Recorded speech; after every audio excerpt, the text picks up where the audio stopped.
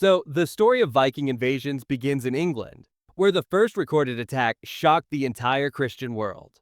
In the year 793 CE, longships appeared off the northeast coast and struck the island monastery of Lindisfarne. The holy site was filled with golden chalices, silver crosses, and sacred books, yet it had no walls or soldiers to protect it. The Norse raiders slaughtered or enslaved the monks, looted the treasures, and vanished back across the sea. News of the attack spread quickly, and to the people of Europe, it felt like a punishment sent from the heavens. The choice of England was not random. At this time, the land was divided into smaller kingdoms: Northumbria, Mercia, Wessex, and East Anglia, which often fought against one another. These rivalries left stretches of the coastline undefended, an open invitation for surprise attacks. Monasteries and coastal towns became the perfect targets, rich in treasure, but weak in defenses. Within a few years, more raids followed, hitting holy sites like Jarrow in the north and Iona in Scotland, spreading terror across the British Isles. By the mid-9th century, Viking activity in England escalated from seasonal raiding to permanent conquest. In 865 CE, a massive force known as the Great Heathen Army landed in East Anglia. Unlike earlier raids, this was a coordinated invasion involving thousands of warriors. They marched inland, captured York in 866 CE, and turned it into a Viking stronghold renamed Jorvik. From here, they established a new Viking-controlled region called the Danelaw, covering much of modern eastern and northern England. Life under Norse control changed the land forever. Archaeological discoveries in Yorkshire reveal silver hoards buried for safekeeping, longhouses built in Scandinavian style, and even runic carvings left by settlers. The Vikings brought their language too, adding everyday words like husband, knife, and sky to the English tongue. Place names ending in -by or -thorpe still mark former Viking villages to this day. Not all of England fell easily. Southern kingdoms like Wessex, under leaders such as Alfred the Great, fought fiercely to push the Vikings back. To avoid destruction, other rulers paid enormous sums of silver called Danegeld, hoping to buy peace. Yet even when payments were made, raids often returned the next season. By the end of the 9th century, Viking power had permanently reshaped England. They had not only taken treasure, but also settled, farmed, and influenced culture in ways that remain visible today. France, then part of the Carolingian Empire, the Vikings found another perfect hunting ground. The country's great rivers, the Seine, Loire, and Garonne, were like open highways for shallow Viking longships. By the early 800s, fleets regularly sailed inland, striking towns and monasteries that thought themselves safe, far from the sea. One of the earliest large-scale attacks came in 799 CE at the mouth of the Seine. From there, the raiders pushed deeper each year, learning every bend of the river. Monasteries along the Loire and Garonne soon fell, their treasures melted into portable silver. For the first time, the Franks realized their defenses were no match for warriors who could vanish as quickly as they came. The most famous raid struck Paris in 845 CE. A fleet of around 120 ships, led by a Danish chieftain often identified as Ragnar Lodbrok, sailed up the Seine and surrounded the city. The Frankish king, Charles the Bald, realized that his army could not hold them off. Instead of fighting, he paid an enormous ransom of 7,000 pounds of silver to make them leave. This payment, carefully recorded in royal documents, showed the scale of fear the Vikings created in France. But silver alone did not end the threat. In the decades that followed, Viking warbands attacked Rouen, Nantes, and Bordeaux, sometimes even seizing horses to raid further inland. They wintered on river islands, turning them into fortified camps from which they launched new strikes each spring. Excavations on these islands have revealed remnants of weapons and longhouses, proving these were more than temporary shelters. They were bases for conquest. By the early 900s, the Frankish kings realized they could not drive the Vikings out by force. Instead, they offered land in exchange for peace. In 911 CE, King Charles the Simple granted a large territory along the lower Seine to the Viking leader Rollo. This agreement, later known as the Treaty of Saint-Clair-sur-Epte, required Rollo to defend the coast against other raiders and convert to Christianity. His territory became Normandy, meaning land of the Northmen. Over time, Normandy grew into a powerful duchy, blending Norse and French culture. The descendants of Rollo adopted the French language, built stone castles, and became some of the strongest lords in medieval Europe. In a twist of history, it was from Normandy that the descendants of these Vikings would later cross the English Channel and conquer England in 1066 under William the Conqueror. If you're enjoying this journey through Viking history, don't forget to hit subscribe so you never miss the next video. Spain, known at the time as Al-Andalus under Muslim rule, the Vikings pushed their daring raids even further. Their first great strike came in 844 CE, when a fleet sailed up the Guadalquivir River and attacked Seville. Arab chroniclers describe the sudden terror as the raiders looted suburbs, burned buildings, and enslaved captives. Though the Umayyad forces later regrouped and defeated them in open battle, the Vikings carried away silver and treasures, leaving behind fear and destruction. The wealthy cities of Iberia tempted the Norse again and again. Raids struck along the coasts of Galicia, Lisbon, and Cadiz, sometimes against Christian settlements in the north, sometimes against Muslim ones in the south. Archaeological finds of Scandinavian swords and silver coins on Portuguese soil confirmed that these were not just passing raids, but part of a broader pattern of plunder and trade. To defend against further attacks, the rulers of Córdoba built new watchtowers along the rivers and fortified harbors, lasting reminders of the Norse threat. The daring did not stop at Spain. Viking longships pressed onward through the narrow Strait of Gibraltar, entering the Mediterranean, where riches were even greater. In 859 CE, a famous fleet under Björn Ironside and Hastein raided the Balearic Islands in southern France before moving deeper into Italy. They sacked Pisa and even reached as far as the gates of Rome, though they failed to capture the Eternal City. Some bands continued into North Africa, raiding coastal towns in modern-day Morocco and trading with Berber merchants for gold dinars and exotic goods. These journeys showed a different side of Viking skill. Unlike the shorter raids in England or France, the voyages to Spain demanded long planning.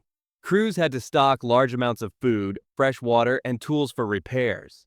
They studied the stars, winds, and ocean currents, proving themselves expert navigators in unfamiliar seas. This combination of seamanship and ferocity made them both feared and unpredictable. By the late 9th century, Viking activity in Spain had slowed, but their legacy was clear. The Iberian Peninsula had been forced to strengthen its defenses, and the Norse had opened new channels of contact between Scandinavia, the Islamic Caliphate, and the Mediterranean world.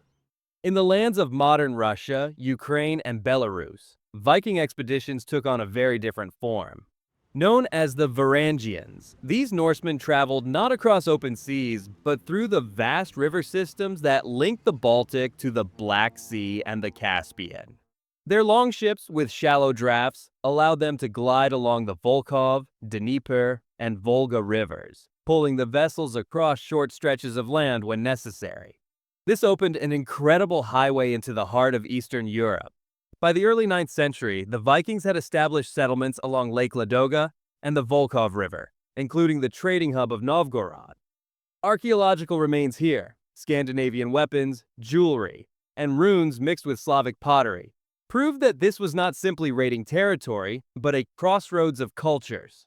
From Novgorod, the Norse pushed further south, controlling trade routes that carried furs, wax, honey, and slaves to the Byzantine Empire and the Islamic Caliphate, while silver coins and silks traveled back north. The primary chronicle, a medieval Russian source, records that in 862 CE, Slavic tribes invited a Varangian leader named Rurik to bring order to their lands. His dynasty established the first structures of what would become Kievan Rus, centered later in Kiev, modern Ukraine. These Norse rulers, known as the Rus, blended with local peoples, creating a new political entity that mixed Scandinavian leadership with Slavic traditions. The Vikings also turned their gaze to the south.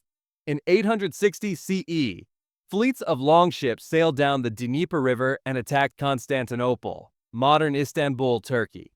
Byzantine accounts describe the panic as the raiders appeared before the city's massive walls. Though they did not capture the capital, the assault forced the Byzantines to negotiate. Over time, treaties granted the Rus trading rights in the empire's markets.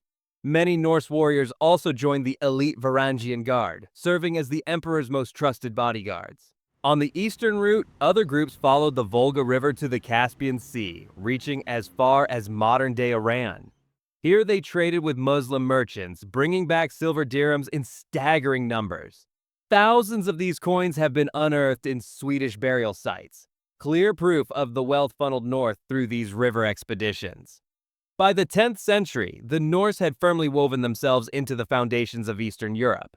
Their settlements became permanent towns, their dynasties shaped future kingdoms, and their trade routes tied Scandinavia to both the Byzantine and Islamic worlds. Iceland, Norse settlers found one of the most important outposts of their expansion. Around 874 CE, the chieftain Ingolfur Arnarsson led families from Norway to the volcanic island, establishing the first permanent settlement near what is now Reykjavik. Unlike raids on England or France, this move was about survival and independence. Iceland offered fertile valleys for livestock, fresh rivers for salmon, and enough land to build new farmsteads. Within only a few decades, waves of settlers arrived, bringing cattle, sheep, and their entire households. By the year 930 CE, the settlers had established the Althing, one of the world's oldest parliaments, showing that Norse governance crossed the sea along with their culture. Further west lay Greenland, discovered by the outlaw Eric the Red around 985 CE. After being exiled from Iceland, he sailed into unknown waters and found a massive island with habitable fjords along the southern coast. To encourage others to join him, he named it Greenland, a clever strategy to attract settlers. Two main colonies formed, the Eastern Settlement and the Western Settlement.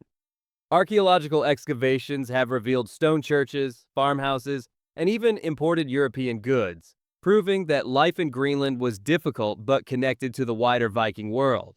Families there raised livestock, hunted seals, and traded walrus ivory, an item so valuable it linked Greenland directly into European markets. Both Iceland and Greenland demanded extraordinary endurance. Harsh winters, volcanic landscapes, and icy seas tested the settlers daily. Yet the Vikings adapted. They built turf houses to hold in heat, stored hay for animals through the cold season, and relied on fishing when crops failed. In North America, the Vikings achieved their most distant and daring expansion. Around the year 1000 CE, Leif Erikson, son of Eric the Red, sailed west from Greenland after hearing rumors of new land spotted by earlier explorers. His voyage brought him to the coast of what is now Newfoundland in Canada, a place the Norse called Vinland because of its wild grapes and fertile soil. Archaeological discoveries at Lonso Meadows confirm the truth of these sagas. The remains of Norse-style houses, iron nails, and workshops prove that Vikings not only landed, but built a small settlement there. Unlike their colonies in Iceland or Greenland, Vinland was never meant to be just a farmstead. It was a supply base, rich in timber and resources that the settlers lacked back home. From here, they could cut sturdy wood for ships, hunt game, and explore the surrounding land. The Norse also came into contact with indigenous peoples, whom they called the Skraelings. While details are scarce, sagas suggest that the encounters were tense. Some exchanges may have involved trade, but others ended in conflict. Outnumbered and far from reinforcements, the Norse settlers found it difficult to hold their ground. Within a few years, the Vinland settlement was abandoned. The dangers of local resistance and the challenge of maintaining supply lines across the Atlantic made it impossible to survive long term. Still, the achievement was extraordinary. The Vikings had crossed nearly 3,000 kilometers of open ocean, navigating with nothing more than stars, sun, and an unmatched knowledge of wind and currents. They had reached the Americas almost 500 years before Christopher Columbus. Though their stay was short, their presence marked the first known European contact with the New World. Every country the Vikings invaded tells only part of their story, but together these invasions shaped the map of medieval Europe. In England, they forced kingdoms to unite under stronger rulers like Alfred the Great, paving the way for a more centralized monarchy. In France, their settlements in Normandy created a new power base that would one day conquer England again under William the Conqueror. In Spain and the Mediterranean, their raids pushed Christian and Muslim rulers alike to strengthen fortifications and expand naval defenses. In Russia, Ukraine, and Belarus, they laid the foundations of Kievan Rus, an early state that influenced the future of Eastern Europe. In the North Atlantic, their colonies in Iceland and Greenland proved Europeans could settle the harshest frontiers, while their voyages to North America stretched human horizons farther than ever before. So, from the monasteries of England to the markets of Spain, from the rivers of Russia to the wild shores of North America, the Vikings changed the course of history. Their legacy still lives in our languages, our cities, and our cultures.